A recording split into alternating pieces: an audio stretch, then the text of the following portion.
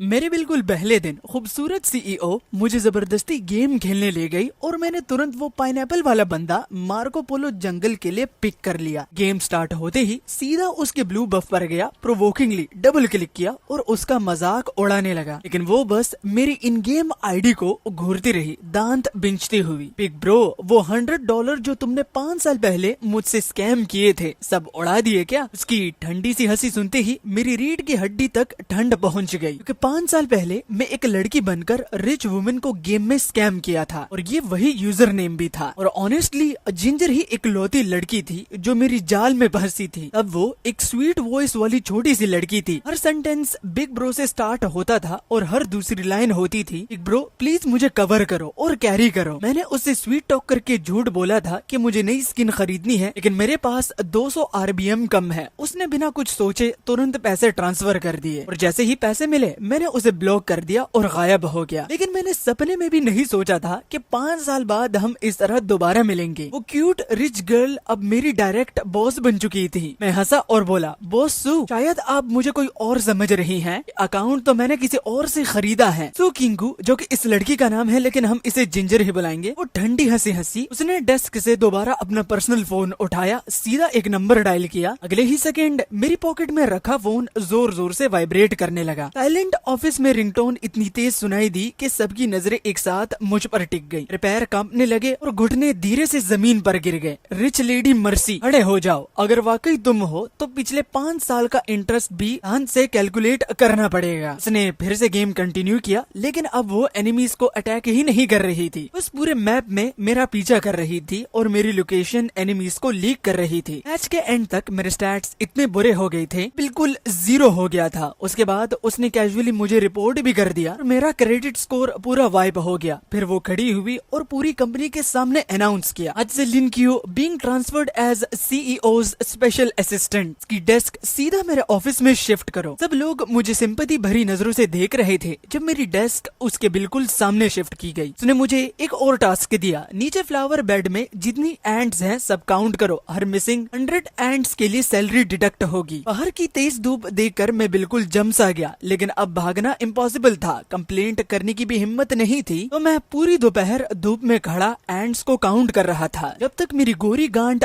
काली ना पड़ गई हो। उस रात रेंटेड रूम में लौटकर जितना सोचा उतना ज्यादा बुरा लगा। छोड़ो यार, ये बकवास जॉब ही क्विट कर देता हूँ। अगली सुबह मैं सीधा HR के पास रेजिग्नेशन देने पहुँच गया। फीमेल एम्प्लॉय ने मुझे प्योर पिटी से देखा और एक कॉन्ट्रैक्ट मेरे हाथ में दे दिया। लिनक्यू, मैं सजेस्ट करूंगी कॉन्ट्रैक्ट दोबारा ध्यान से देखो। पार्टी बी, लिनक्यू, अगर तुम कॉन्ट्रैक्ट पीरियड के अंदर वॉलंटियरली रिजाइन करते हो, पार्टी ए को 2 million RMB breach of contract fine देना पड़ेगा। 2 मिलियन? क्या ये औरत शैतान है? सिर्फ 200 RBM के लिए इतना सब? बस चुपचाप वापस CEO ऑफिस गया और उसकी टॉर्चर सहने लगा। लिनक्यू, मेरे लिए कॉफी बनाओ। कॉफी ले आया। उसने एक सिप ली और सीधा मेरे पैरों के पास गिरा दी। ज्यादा गर्म, ज्यादा ठंडी, ज्यादा शुगर ही नहीं डाली। बस इसी तरह उसने मुझे 10 से भी ज्यादा बार इधर उधर दौड़ाया। मुझे लगने लगा कि मेरे पैर अब मेरे ही नहीं रहे और जब मुझे लगा कि टॉर्चर फाइनली खत्म हो गया, उसने एक और नया ऑर्डर दे दिया। कंपनी अब एक नई कॉर्पोरेट कल्चर इम्प्लांट करने वाली है। स्पेशल असिस्टेंट होने के नाते तुम्हें एग्जाम्पल सेट करना होगा, इसलिए कल से हर दिन गेम कैरेक्टर का कॉस्प्ले पहनकर ऑफिस आना होगा। क्या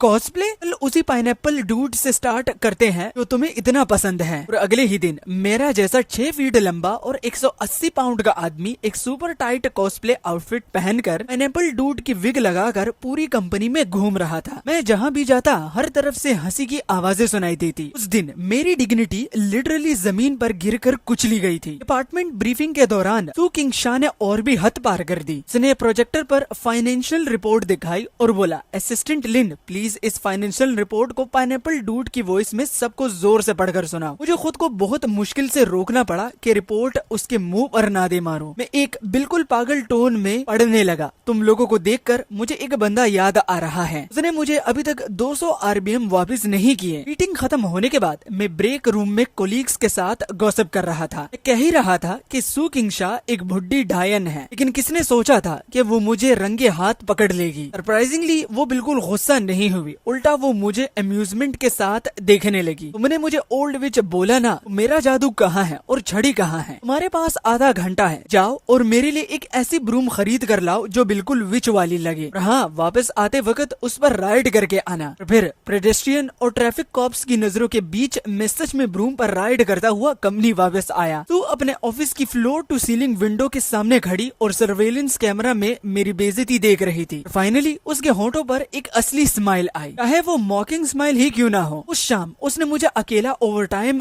करने पर मजबूर कर दिया। ऊपर से उसने मेरा फेवरेट क्रॉफिश बारबेक्यू फ्राइड चिकन से भरी पूरी टेबल ऑर्डर की और मेरे सामने बैठकर आराम से खाने लगी। मुझे एक बाइट तक नहीं दिया। अब समझ आ रहा है कैसा फील होता है। बिल्कुल ऐसे ही मुझे फील होता था। मैं भूखे पेट तुम्हारा ऑनलाइन आने का वेट करती थी ताकि तुम मुझे गेम में कैरी करो। मुझे लगने लगा कि मुझे इसी नरक में जीना पड़ेगा। अभी एक अनवांटेड गेस्ट के आने से वो शांत एटमॉस्फेयर टूट गया। वो 999 रोजेस का बड़ा सा बुकी लेकर सीधा सीईओ ऑफिस में घुस आया। सुकिंग, मैं वापस आ गया हूँ। सुकिंग तुरंत ठंडी आवाज में बोली, सोंग जियान, तुम्हें अंदर आने किसने दिया? लेकिन सोंग जियान ने उसके कोल्ड एक्सप्रेशन को कम्प्लीटली इग्नोर कर दिया। जानबूझकर और पास आया और एक ऐसा पोज मारा जो उसे हैंडसम लग रहा था। लड़की, हार्ड टू गेट खेलना बंद करो, तुम आग से खेल रही हो। मेरे मुंह से तुरंत निकल गया, ये कौन सा जमाना चल रहा है भाई? आज भी कोई इतना क्रिंज और 1965 वाले डायलॉग यूज करता है क्या, वो भी एक लड़की को पटाने के लिए? तो किंग क्लियरली इरिटेशन से फटने वाली थी। उसने आंखें घुमाई और अचानक मेरे पास खड़े पाइनएप्पल डूड कॉस्प्ले वाले बंदे को यानी मुझे पकड़कर अपनी तरफ खींच लिया। मैं इंट्रोड्यूस करवाती हूँ, ये मेरा बॉयफ्रेंड है।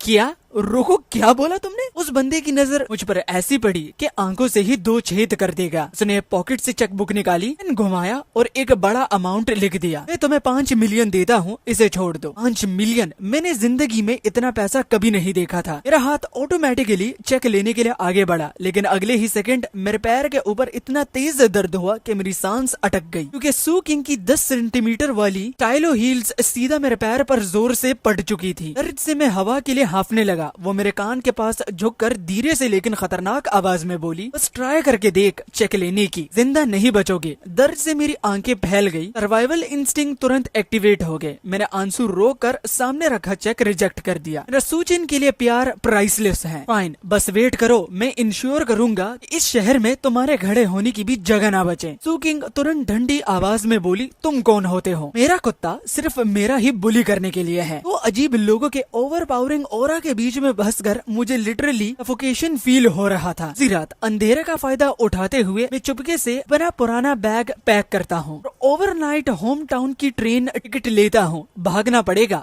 पक्का भागना पड़ेगा। ऑन देता है 2 million RBM breach fine. Daddy resign कर रहा है। वर्स्ट केस में गांव वापस जाकर खेती ही कर लूंगा। मुझे नहीं लगता सू किंग सच में इतनी दूर माउंटेन विलेज तक मेरा पीछा करेगी। जैसे ही ट्रेन चलना स्टार्ट हुई, मैंने विंडो के बाहर शहर की लाइट्स को धीरे दूर जाते हुए देखा, एक लंबी और गहरी सांस ली। गुड बाय ओल्ड विच। दिन फाइनली आजाद हो गया। गाँव लौटते ही मुझे लगा मेरी जान वापस आ गई। मैंने वो सफोकेटिंग कॉस्प्ले आउटफिट उतार दिया और शॉर्ट्स और फ्लिप फ्लॉप्स पहन लिए। ऐसा फील हुआ जैसे मैं फिर से वही पुराना गांव का राउडी अल्फा बन गया हूँ। मेरी दादी मुझे देखकर इतना खुश हुई कि मुस्कुराना बंद ही नहीं कर पा रही थी। क्योंकि तू वापस आ गया, शहर में एडजस्ट नहीं हो पाया क्या बेटा? दादी, शहर इंसानों के रहने लायक जगह नहीं है, हमारा गाँव ही बेस्ट है। अगले 2 दिन तक मैंने फुल चिल मोड ऑन कर दिया। रोज गांव के एंट्रेंस वाली ग्रोसरी स्टोर पर छोटे छोटे बच्चों को लेकर ऑनर ऑफ किंग्स खेलता था। मैं अपनी मैकेनिक्स दिखाता था और अपने गोल्डन एरा की स्टोरीज भी फ्लेक्स करता था। याद है तुम्हारा बिग ब्रो क्यू पूरे नेशनल सर्वर्स का नंबर 1 मार्को पोलो था। बेस्ट डुअल विल्डिंग प्लेयर्स भी मुझे देखकर मास्टर बुलाते थे। बच्चे तो मुझे एडमिरेशन भरी नजरों से देखते और मेरा ईगो फुल सेटिस्फाई हो जाता। तभी अचानक गांव के एंट्रेंस वाली मिट्टी की रोड पर धूल उड़ने लगी। दूर से एक मे बैच कार आ रही थी, वही लग्जरी कार जो मैंने सिर्फ इंटरनेट पर देखी थी। उसका लग्जरियस वाइब इस कच्ची रोड के साथ बिल्कुल मिसमैच लग रहा था। खेत में काम करने वाले लोग, घर में कार्ड्स खेलने वाले लोग और पेड़ के नीचे चिल करने वाले सब लोग शौक में देखने लगे। अरे बाप रे, ये कौन सी गाड़ी है? विलेज चीफ के ट्रैक्टर से भी ज्यादा कूल लग रही है। इसे खरीदने के लिए कितने साल तक घी, दही और खेतीबाड़ी करनी पड़ेगी। पूरा गांव क्यूरोसिटी से घूर रहा था और फिर वो मे बैच सीधा मेरे सामने आकर रुक गई। कार का डोर खुला और सबसे पहले एक हॉट लड़की का पैर बाहर आया जिसमें 10 सेंटीमीटर की स्टाइलो हील्स थी और अगले ही सेकंड वो हील सीधा रोड साइड पर पड़े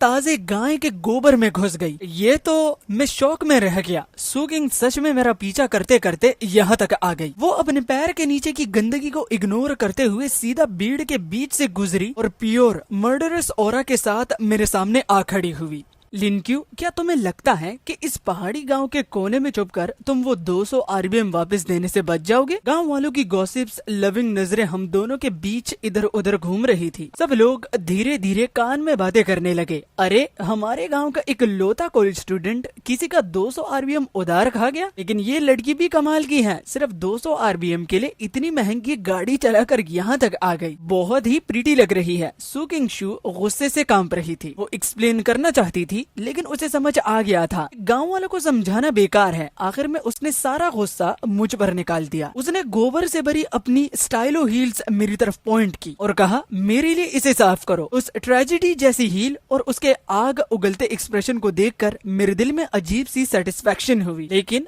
गांव वालों की गॉसिप्स और भी वाइल्ड होती जा रही थी। ये लड़की पेटी टाइप नहीं लगती। कहीं लिनक्यू ने इसका दिल तोड़ तो नहीं दिया? अरे, कहीं ये प्रेग्नेंट तो नहीं, इसलिए बेबी डैडी ढूंढते हुए यहाँ आ गई। मेरा सिर फटने वाला था। मुझे डर था कि अगर मैंने इसे और सीन क्रिएट करने दिया तो मेरी रेपुटेशन बर्बाद हो जाएगी। मैंने दांत बींचकर पास की घास का गुच्छा उठाया, नोजिया को दबाया और उसके शू से गोबर साफ करने लगा। सू किंग शू ने मेरी मिजरेबल शक्ल देखी तो फाइनली उसका मूड थोड़ा बेटर हुआ। उसका एक्सप्रेशन भी हल्का सा सॉफ्ट पड़ गया। फिर उसने अनाउंस किया, जब तक तुम मेरा पूरा डेप्थ रिपे नहीं कर देते मैं कहीं नहीं जाऊंगी। मैं यही तुम्हारे घर पर रहूंगी। मेरी दादी ये सुनते ही खुशी से पागल हो जाती है। उसे कर्ज वर्ज कुछ भी समझ में नहीं आया, वो भी खुशी के मारे। उन्होंने सिर्फ इतना देखा कि मैं इतनी सुंदर लड़की घर ले आया हूँ। अरे वाह, कितनी सुंदर लड़की है। क्या ये हमारी क्यू की गर्लफ्रेंड है? अरे भगवान। लेकिन शू चिंगशा का असली नाइटमेयर ऑफिशियली तब स्टार्ट हुआ जब उसने मेरे कोर्ट यार्ड में कदम रखा। सबसे पहले तो उसकी नजर कोर्ट यार्ड के कोने में बनी चीज पर पड़ी, ब्रिक्स और फाइब्रो शीट्स से बना एक टेम्पररी टॉयलेट। उसका चेहरा तुरंत सफेद पड़ गया। मैं दादी के साथ मिलकर उसके लिए रूम साफ करने लगा। वही रूम जहाँ मेरी छोटी बहन शादी से पहले रहती थी। रूम में एक पत्थर जैसा हार्ड वुडन बेड था जिसके ऊपर रेड ग्रीन फ्लोरल ब्लैंकेट बिछाई हुई थी जो इतनी बार धुली थी कि उसका कलर ही फेड हो गया था। यहाँ स्प्रिंग मैट्रेस नहीं है, मेरे पास सिर्फ वोवन मैट्स हैं। सोना है तो सो जाओ। रात के बीच अचानक नेक्स्ट रूम से आवाजें आनी शुरू हो जाती हैं, जो कि खून जमा देने वाली चीखें थी। मच्छर, यहाँ मच्छर हैं। इनक्यू, अपनी गांड अभी के अभी यहाँ लेकर आओ। मैं अंदर ही अंदर हंस रहा था। मैंने उसे दादी के फ्लोरल क्लोथ्स शूज दिए और मेरी माँ की जवानी के टाइम वाले कपड़े निकाल कर दिए। कहा, बॉस शू, वो कहावत है ना, when in Rome do as the Romans do. अगली सुबह जब Soojin perfect village girl outfit पहनकर रूम से बाहर आई तो मैं हंसते हंसते ऑलमोस्ट चावल थूक देता हूँ। तो कैप, ये आउटफिट तुम पर सरप्राइजिंगली काफी सूट करता है। सूचिन शाह ने मुझे घूरते हुए कहा, लिनक्यू, मुझे भूख लगी है। लिनक्यू, मुझे मीडियम रेयर स्टीक चाहिए। मैं हल्का सा स्मर्क करके किचन में गया और उसके सामने लाकर रख दिया fish mint salad, stir fried सिलांचो और breast fatty pork. Suchin table पर रखे हुए उन डिशेस को घूरती रही जो लिटरली ह्यूमन टेस्ट बर्ड्स की लिमिट्स चैलेंज कर रहे थे। उसके एक्सप्रेशंस बार बार चेंज हो रहे थे, लेकिन अपनी ओवरबेयरिंग सीईओ डिग्निटी मेंटेन करने के लिए उसने जबरदस्ती फिश का एक बाइट मुंह में डाल दिया और अगले ही सेकंड वो सीधा कोर्ट यार्ड की तरफ भागी और जोर जोर से उल्टी करने लगी। उस रात वो अंधेरे से इतनी डर गई थी कि अकेली सोने की हिम्मत ही नहीं हुई। उसने मुझे स्टूल खींचकर उसके बेडरूम के बाहर बैठकर गार्ड करने को कहा। ऊपर से वो मेरी शर्ट का कोना इतनी जोर से पकड़कर बैठी थी कि छोड़ ही नहीं रही थी। बॉस, अगर आप ऐसी ही मेरी शर्ट खींचती रही ना तो ये work place sexual harassment count बन जाएगा।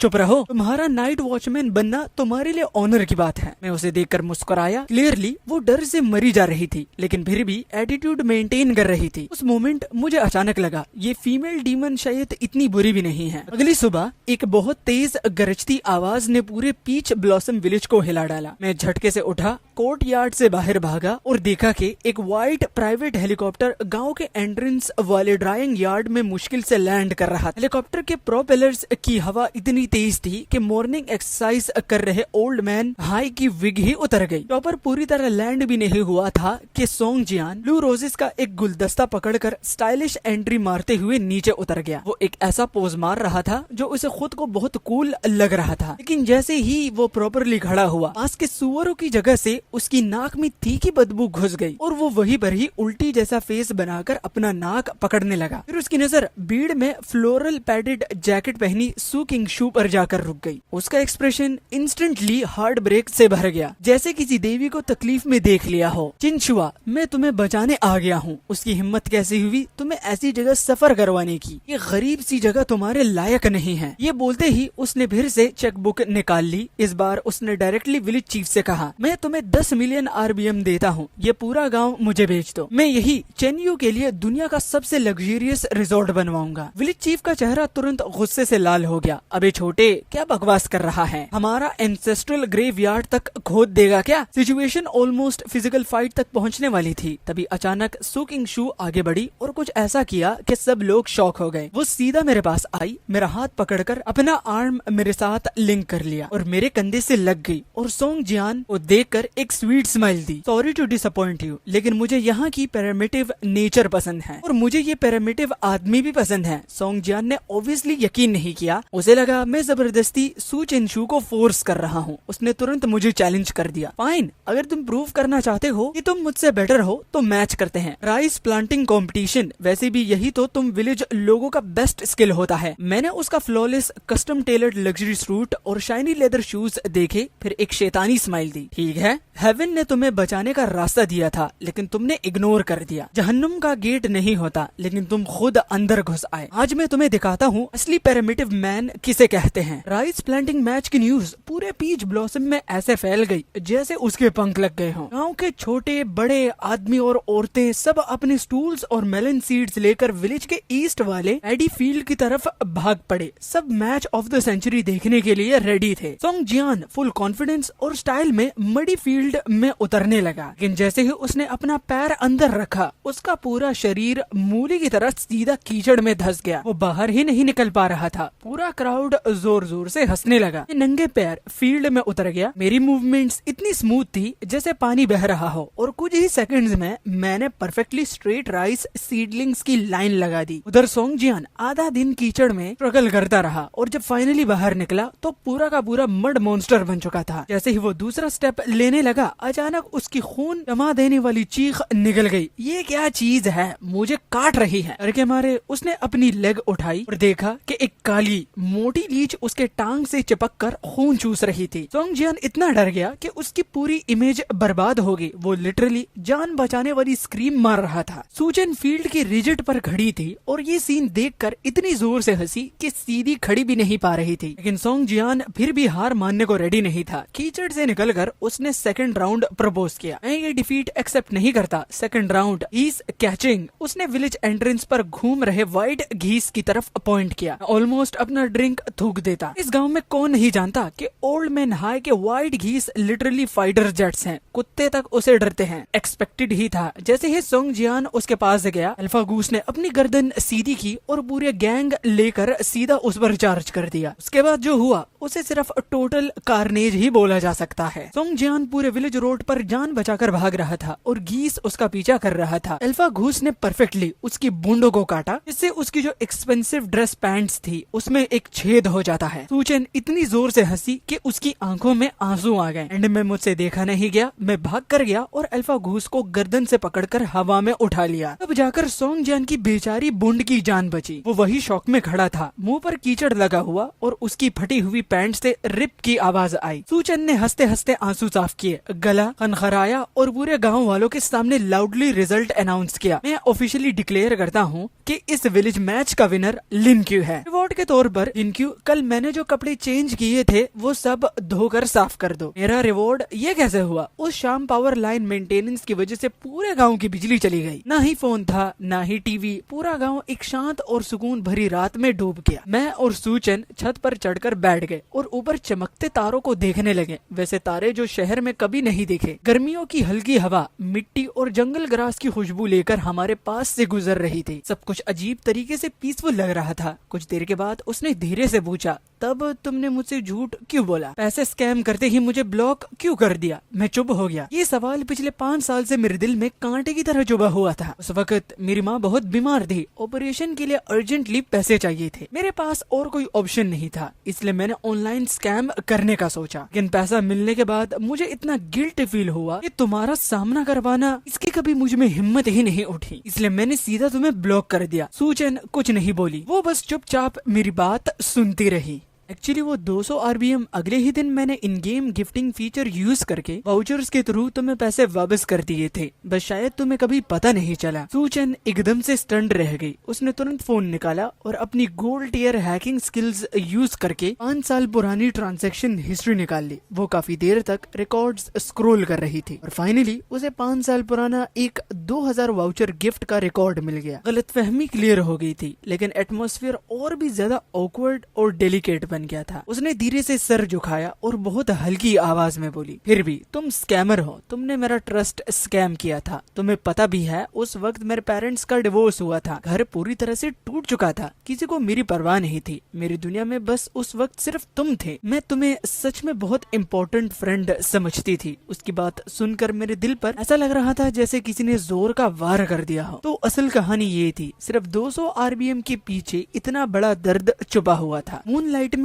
उसका साइड प्रोफाइल देखते हुए मुझे लगा उसकी यूजुअल कोल्ड और बॉसी इमेज कम लग रही थी और वो पहली बार फ्रेजाइल और सॉफ्ट नजर आ रही थी। मुझे अचानक फील हुआ ये फीमेल डीमन शायद इतनी स्कैरी नहीं है। उधर सोंगजियान एक दिन टाउन क्लिनिक में रहने के बाद फिर से फुल एटीट्यूड में लौट आया, लेकिन इस बार फ्लैशी स्टंट्स नहीं किए। सीधा ब्लैक सूट्स और सनग्लासेस पहने बॉडीगार्ड्स की पूरी आर्मी लेकर विलेज एंट्रेंस की इकलौती रोड ब्लॉक कर दी। इन्वेस्टर्स के साथ डील फाइनल हो चुकी है। हम तुम्हारे गांव की जमीन खरीद कर यहाँ केमिकल प्लांट बनाएंगे। अब तुम्हारा ये सुंदर पीच ब्लॉसम विलेज एक बदबू मारने वाला गटर बन जाएगा। पूरा गांव गुस्से से फट पड़ा। सब लोग फार्मिंग टूल्स लेकर उन्हें घेरने लगे। सूचन का फेस भी डार्क हो गया। वो एक स्टेप आगे बढ़ी और विलेजर्स के सामने खड़ी होगी, जैसे सबको प्रोटेक्ट कर रही हो। सोंगजियान, जो तुम कर रही हो वो इलीगल है। सोंगजियान बस ठंडी हंसी हंसा और उसकी बात इग्नोर कर दी। उसने बॉडीगार्ड को सिग्नल दिया और 2 आदमी तुरंत आगे बढ़कर सूचन के दोनों हाथ पकड़कर उसे कार में जबरदस्ती बिठाने लगे। चिन, मैंने गहरी सांस ली, 2 उंगलियां मुंह में डाली और एक तेज सीटी बजाई। अगले ही सेकंड गांव के हर कोने से 100 ऑफ डॉग्स भागते हुए आए। पूरा सीन एक काली वेव जैसा लग रहा था जो सोंगजियान के कॉन्वे को घेर चुकी थी। एकदम से गोबर के स्कूप, तड़े हुए सब्जी के पत्ते और हर तरफ का कचरा उड़ने लगा। कुत्तों का भौंकना और लोगों की चीखों का मिक्सचर पूरा बैटलफील्ड बन चुका था। सिटी में एटीट्यूड दिखाने वाले बॉडीगार्ड्स ने कभी ऐसा सीन नहीं देखा था। विलेजर्स ने उनकी धुलाई कर दी और वो बुरी तरह भाग निकले। केओस का फायदा उठाते हुए मैं कार की तरफ दौड़ा। मैंने हाथ में पकड़ी शवल को पूरी ताकत से कार विंडो पर मारा। एक क्रैश आवाज के साथ विंडो के ग्लासेस के टुकड़े उठ गए। ब्रोकन ग्लास ने मेरा हाथ कट कर दिया और खून जोर से बहने लगा, लेकिन मेरा परवाह करने का टाइम बिल्कुल भी नहीं था। मैंने अंदर हाथ डालकर कार अनलॉक की और एक ही झटके से सूचन को बाहर खींच लिया।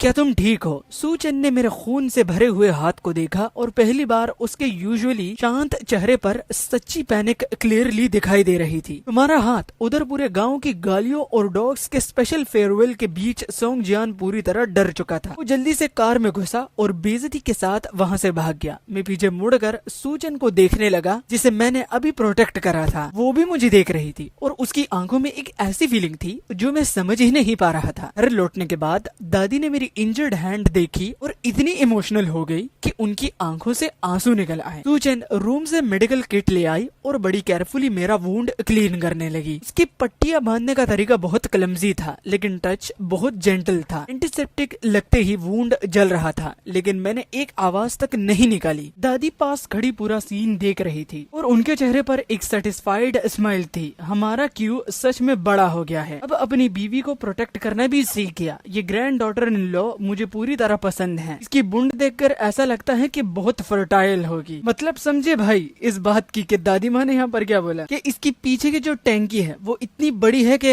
बच्चे देने के लिए एकदम बराबर। ये सुनते ही सूचन का फेस सीधा कानों तक लाल हो गया। मैंने पहली बार उसे इतना ब्लश करते हुए देखा था। उस दिन के बाद हम दोनों के बीच का एटमोस्फियर पूरी तरह चेंज हो गया। न उसने दोबारा वो 200 RBM डेप्थ की बात की, न ब्रीच ऑफ कॉन्ट्रैक्ट फाइन का जिक्र किया। उसने अपनी स्टेलियो हील्स और कोऑपरेटिव एक्सक्लूसिव सूट्स भी छोड़ दिए। वो क्लोथ्स, शूज और सिंपल कैजुअल क्लोथ्स पहनकर मेरे साथ नदी में फिशिंग और जंगल में मशरूम कलेक्ट करती है। वो सरप्राइजिंगली काफी फास्ट लर्नर निकली। हाँ, स्टार्टिंग में काफी क्लमजी थे, लेकिन धीरे धीरे उसे सब काम काफी अच्छे से आने लगे। एक दिन हम दोनों रिवर बैंक पर फिश कैच कर रहे थे, तभी उसने अचानक कहा, लिन क्यू, मैं वापस नहीं जा रही, मैं यही रहूंगी तुम्हारी औरत बनकर।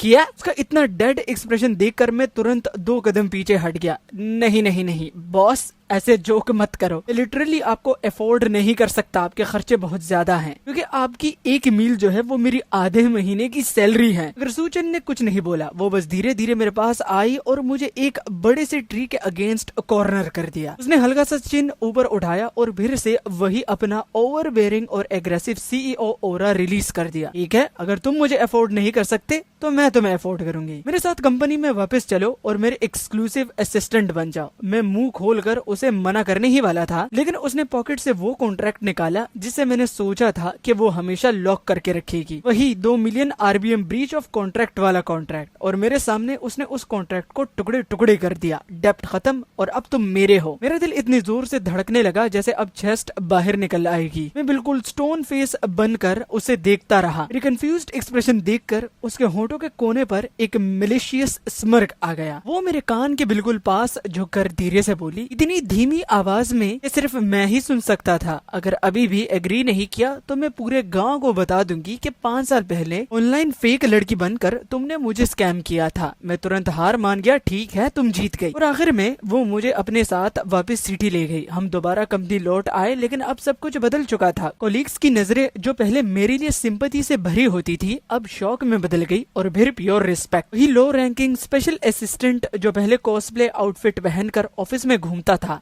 कॉन्फिडेंटली सीईओ ऑफिस के सोफा पर लेटकर बॉस का पर्सनल कंप्यूटर यूज करके गेम्स खेलता था। वो आइस कोल्ड फीमेल सीईओ न सिर्फ उससे गुस्सा नहीं आता था, बल्कि वो खुद उसके लिए चाय लाती थी, पानी सर्व करती थी और फ्रूट्स पील करती थी। मीटिंग के दौरान सूचन अब भी वही डिसाइसिव क्वीन थी, जिसका हर वर्ड फाइनल लॉ होता था। लेकिन ऑफिस में सब लोग नोटिस करते थे कि जैसे ही उसकी नजर मुझ पर पड़ती, उसकी जो कोल्डनेस थी तो वो एकदम से मेल्ट हो जाती थी और वो पानी की तरह जेंटल हो जाती। वर्क आवर्स खत्म होते ही हम दोनों की प्राइवेट दुनिया ऑफिशियली स्टार्ट हो जाती थी। साथ में रैंक पुश करना हमारा डेली रूटीन बन गया था। बस इस बार के जो रोल्स थे तो वो बिल्कुल रिवर्स हो गए थे। मैं कैजुअली याव पिक करता और एक्सेसरी की तरह आराम से उसके कैरेक्टर के ऊपर बैठ जाता, जबकि वो मार्को पोलो यूज करके पूरे ऑनर ऑफ किंग्स एरिना में सबको मैसेकर कर देती। गेम में जब वो मुझे इजी विन दिलाती तो कुछ क्लूलेस टीममेट्स हमेशा बोलते थे बोयटोय और पैरासाइट बोलकर फ्लेम करते, और हर बार सूचन टीम माइक ऑन करती और अपनी ठंडी बर्दाश्त आवाज में जवाब देती, मुझे इससे कैरी करना पसंद है। तो ये वही हबी है जिससे मैंने 200 RBM में खरीदा था। कोई प्रॉब्लम है? फोन स्क्रीन पर उसके ओवरबेयरिंग डिक्लेरेशन देखकर मैं हेल्पलेसली मुस्कुरा देता, लेकिन दिल में बहुत प्यार होता। शुरू में तो मेरा इंटेंशन सिर्फ उसे एक गेम स्किन के लिए स्कैम करना था, लेकिन किसने सोचा था कि एंड में